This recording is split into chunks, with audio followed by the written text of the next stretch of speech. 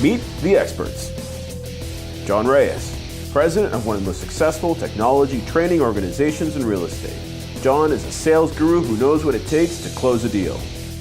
Jacob Swodek, renowned speaker, trainer, and author. He's not only an educator, but also a successful real estate practitioner.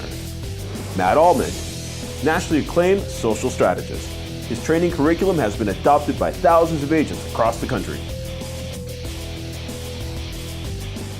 Hi, welcome to the Xperts, the most relevant real estate show. This is John Reyes, this is Matt Allman from Social Networks, and I'm Jacob Swodek. Before we get into our fun topic today, let's talk about what we've been up to lately. As a lot of you know, we hold our businesses in California, so we get asked to do all kind of training events. And recently we were fortunate enough to speak at the California Association of Realtors National Expo in Anaheim, California.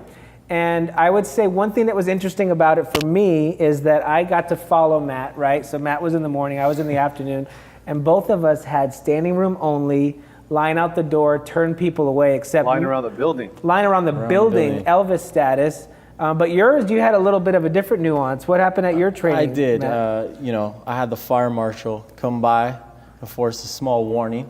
It was getting too out of control. So, the unfortunate part about that was not only was my line in my segment or session interrupted, but there was a lot of people that missed my session. Great video opportunity, though. It was. I didn't grab my phone fast enough, but there was a lot of other people who did. So what'd you talk about?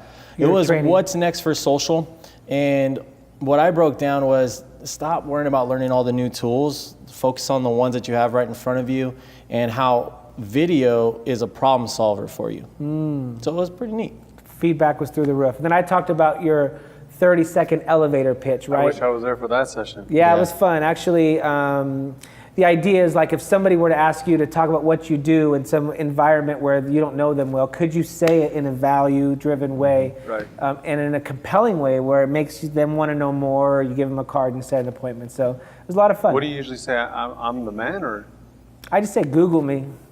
That's all he has to say. Google me. So let's get into today's topic. So at our last episode, you liked that, didn't you? I did. At our last episode, I usually say it differently, but because there's children watching, we asked for feedback. So at the end of the show, we said, what do you guys want to hear about? What topics? And so we're calling today Agent Gripes. Because we had so many agents get back with us and say, here's the stuff that just makes us upset, and we're frustrated about this, and can you address this? Because they're thinking maybe we're going to make a huge impact, fix it in our industry. But either way, it's good TV, right? It's going to be fun. So let's address these one by one. I'll kind of moderate this conversation. So what do we call this, realtor shaming? Realtor shaming, realtor gripes, realtor hang-ups, angry people that have nothing else, whatever. I don't know, we'll call it, you figure it out. So, but the first thing we're going to talk about is some best practices, right? So you're on the buy side, you're the selling agent. And so a lot of us know in the fourth quarter, the frenzy's kind of subsided. Open houses are a little slower. There's more inventory. Homes aren't selling as fast. So it kind of shifts a little bit into a buyer's market. And so being a good buyer's agent is more important than ever during this time of the year. Although you should always be, but you know what I mean? It just kind of the focus shifts. Right. So when you're that buyer's agent, one of the most critical skills to have as a buyer's agent or a selling agent is to be able to influence the listing agent to give you some information, and then also build that rapport, so that they feel like, oh, you're a great agent, you're somebody I want to work with, you're going to take this deal over the finish line. And so I have buyer's agents even on my team that we work with that they're phenomenal at it. But a lot of times it requires a little bit of something on the listing agent's part to kind of be open to it. But, why don't you tee it up? Something you saw, I think, online that kind of also triggered you, and it was right in line with what one of the agents who watch our show asked about. Well, basically, and this is an issue or a gripe that I've actually had for years, just years in dealing with real estate agents who are listed properties, but something that was sent to us, and then it was a Facebook posting today, and I was like, perfect topic. If you are representing the buyer, and if you reach on out to the agent that's listing the property, and you try to get some information, and you ask a question like, so how many offers are on your property? Or what is the highest and best? What's the best offer that you have? The issue that we have is that when the agent automatically stonewalls the response and says, I can't give that information. So I guess that's the biggest issue, is them just straight out saying, I can't give it. And that's frustrated me because I understand, no, that's not the case.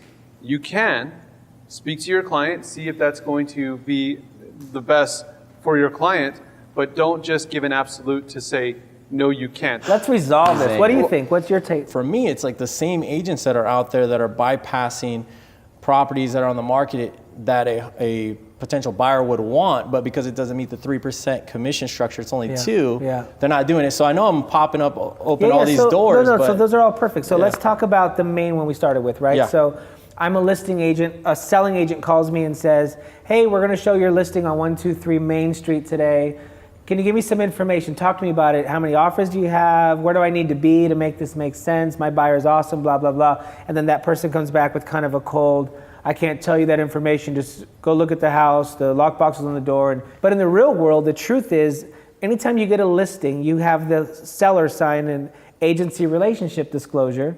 And right there in the first paragraph, it says that we have a fiduciary duty to act in your best interest, to uphold your interest. That anything I do, say, any way I act, just has to be in your best interest. And to me, that's the baseline.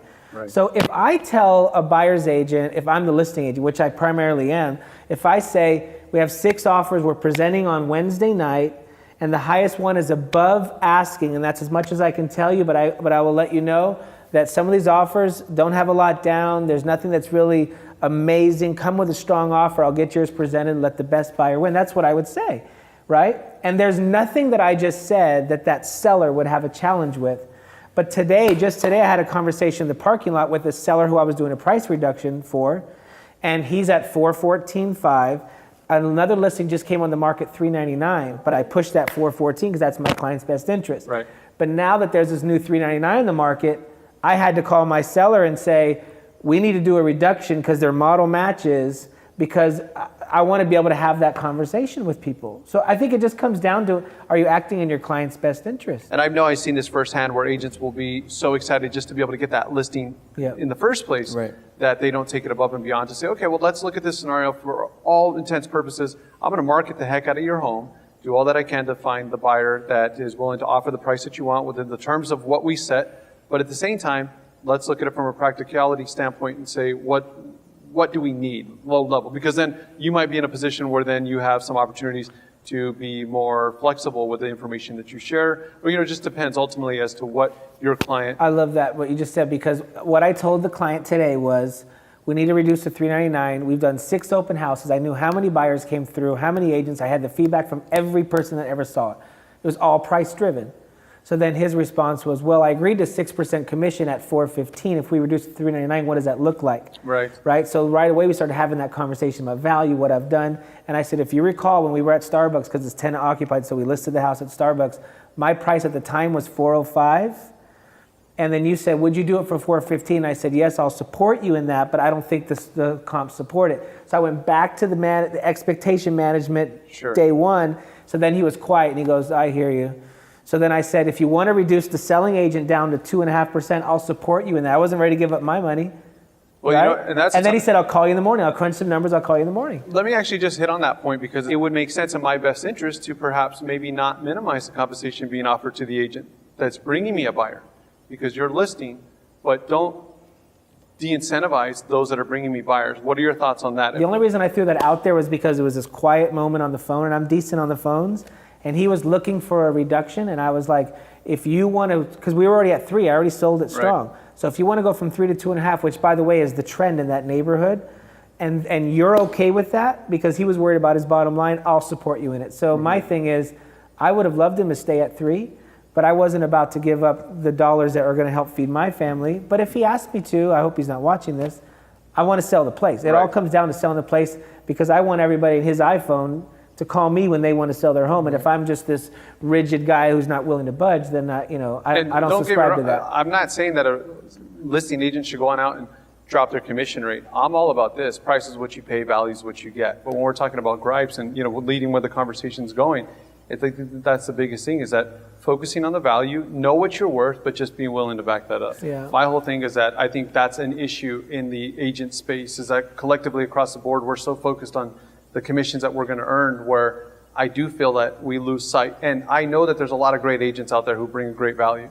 But there's 1.2 million realtors out there that if collectively we don't have some sort of a movement to say, no, we're not okay with subpar standards. Yeah. Well, then ultimately what will be affected, and this is what Matt and I have been saying for years, is that it comes down to the commissions. That's part of your value. The value, I believe, isn't just the marketing, right? It has to do with the education, sharpening your tools, being a great sales professional, communicator to make sure that you bring it together and you both, as a team, both agents sell that home if there's two agents involved in that transaction. I mean, I'm thinking something when you're saying that, like if a listing agent told me that and I'm on the buy side, I would be like, why can't you tell me?